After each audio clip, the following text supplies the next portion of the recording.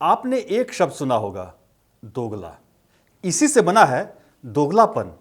दोगला और दोगलापन कई संदर्भ के कई बिंबों प्रतीकों के साथ इस्तेमाल किए जाते हैं।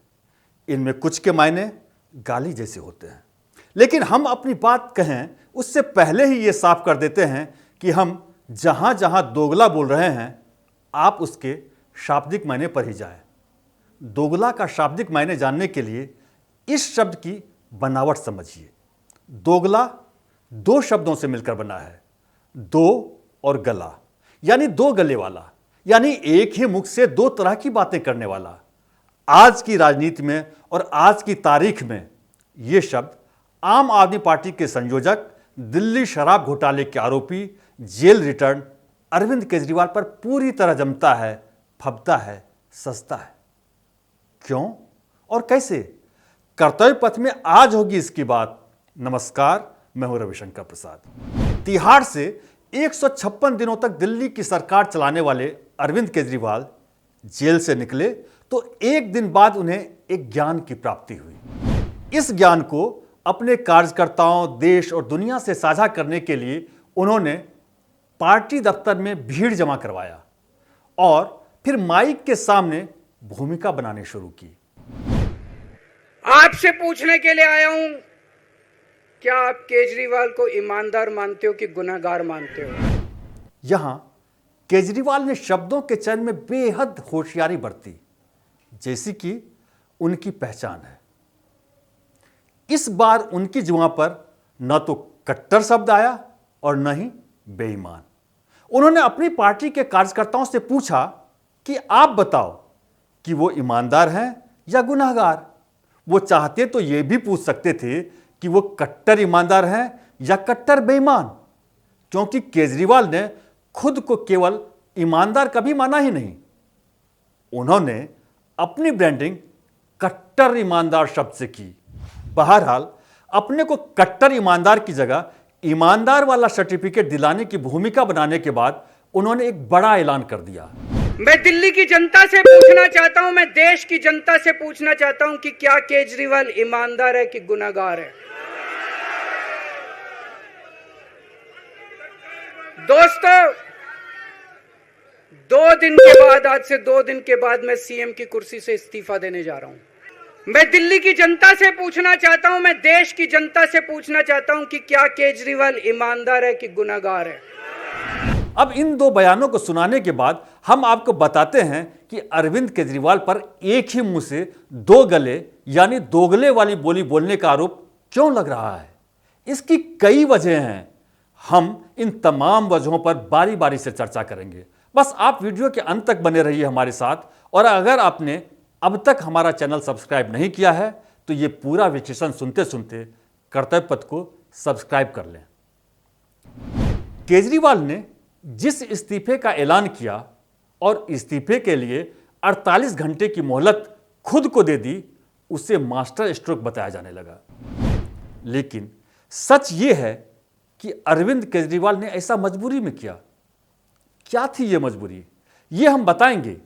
उससे पहले केजरीवाल के पहले गले से निकले बयान को याद कीजिए। अगर आप सारे जने मिलके इंडिया गठबंधन के प्रत्याशी जयप्रकाश जी को जिता दोगे तो मेरे को जेल नहीं जाना पड़ेगा, और आपने कमल को जिता दिया तो फिर केजरीवाल को जेल हो जाएगी। जब बटन दबाने जाओ तो ये सोच के जाना कि केजरीवाल को जेल भेजना है कि नहीं भेजना है। इसी साल लोकसभा चुनाव में प्रचार के लिए पैरोल जैसी जमानत मिलने पर अरविंद केजरीवाल दिल्ली से लेकर देश तक अपनी गिरफ्तारी को ही मुद्दा बनाकर घूमते रहे, और हर जगह वो अपनी गिरफ्तारी पर रेफरेंडम की बात करते रहे। केजरीवाल ने साफ साफ कहा कि जनता अगर उनके उम्मीदवारों को वोट देगी तो वो जेल नहीं जाएंगे। अगर उन्हें जेल नहीं भेजना है तो वोट आम आदमी पार्टी या उनके गठबंधन को दे। लेकिन हुआ क्या? नतीजे आए तो दिल्ली, गुजरात, हरियाणा में उनका खाता भी नहीं खुल पाया, और जिस पंजाब में उनकी पार्टी की सरकार है वहां जनता ने कतर ब्योत कर आम आदमी पार्टी को महज 3 सीटों पर समेट दिया। इससे ठीक पहले दिसंबर 2023 में 5 राज्यों के चुनावों को भी याद कीजिए। यहां भी केजरीवाल अपने कट्टर ईमानदारी का मुखौटा लेकर घूमे, लेकिन इन 5 राज्यों के चुनावी मैदान में उनकी पार्टी के उतरे 205 उम्मीदवारों की न केवल जमानत जब्त हो गई, बल्कि इन उम्मीदवारों को नोटा से भी कम वोट मिले।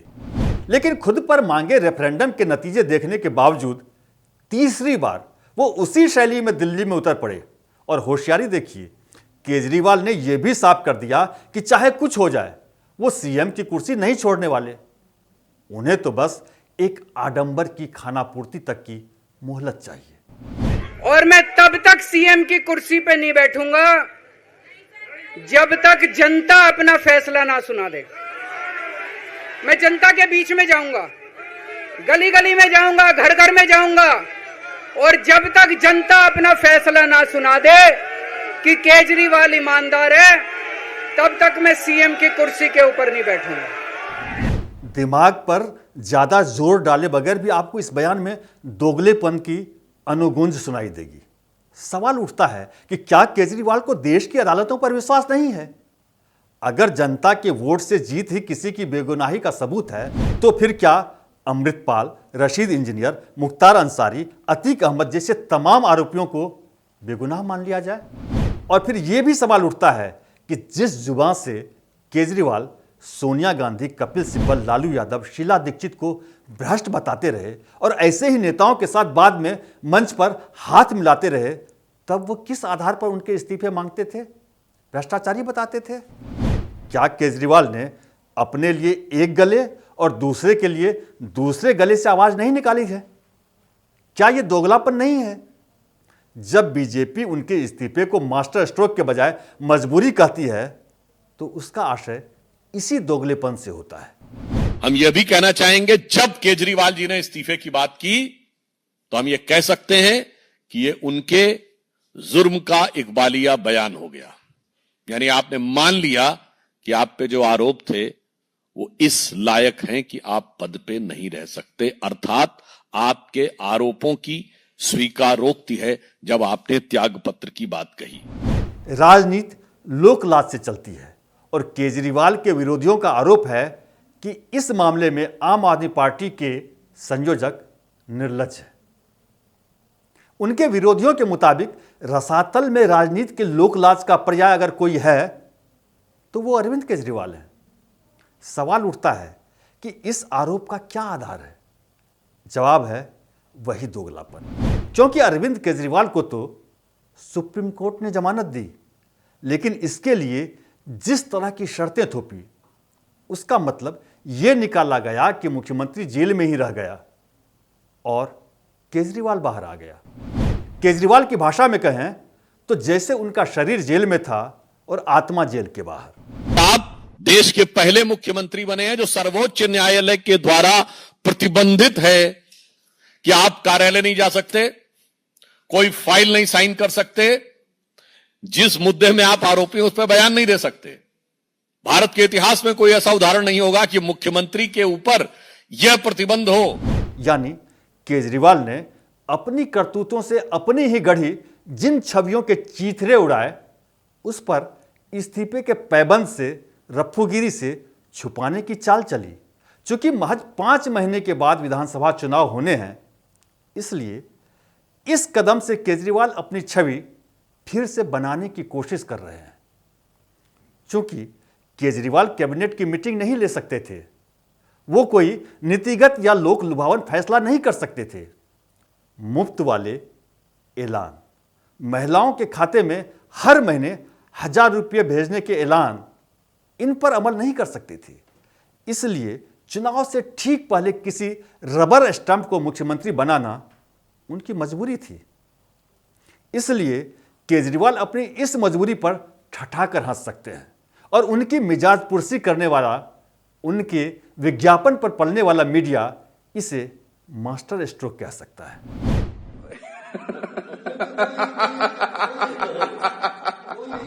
इस्तीफे के ऐलान के बाद अब केजरीवाल से कोई यह नहीं पूछेगा कि भीषण गर्मी में दिल्ली प्यासी क्यों थी। इस्तीफे के ऐलान के बाद अब कोई केजरीवाल से यह नहीं पूछेगा कि आसमान से चंद बूंदों के टपकने से ही दिल्ली में बाढ़ जैसे हालात क्यों बने। केजरीवाल से अब कोई यह नहीं पूछेगा कि बारिश के पानी में डूबने से कैसे लोग दिल्ली में मरते रहे। केजरीवाल से कोई यह भी नहीं पूछेगा कि पानी में नंगे तारों की वजह से करंट फैलने से दिल्ली वाले क्यों मरते रहे। अब केजरीवाल इन सवालों से बच गए हैं और बात कट्टर ईमानदार की हो या कट्टर बेईमान की, चर्चा के केंद्र में, बहस के केंद्र में वही होंगे। इसलिए फिलहाल ये उनके उन्हीं दो गलों और एक मुख से हंसने का वक्त है।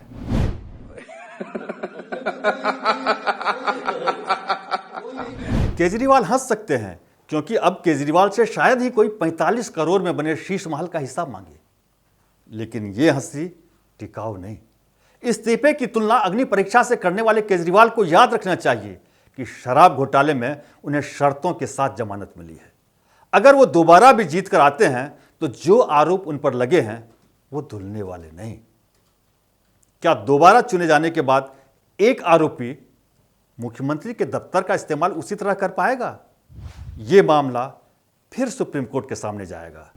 यही नहीं, शराब घोटाले के अलावा उन पर लगे आरोपों की लिस्ट बेहद लंबी है, जिनका हिसाब किताब अभी बाकी है। चूंकि इन आरोपों को केंद्रीय गृह मंत्री अमित शाह के दफ्तर से सोशल मीडिया पर डाला गया था, इसलिए इन आरोपों को भी हल्के में नहीं लिया जा सकता। फिलहाल तो यही चर्चा रहेगी कि क्या चुनाव में हार से केजरीवाल को बेईमान और जीत से ईमानदार मान लिया जाए।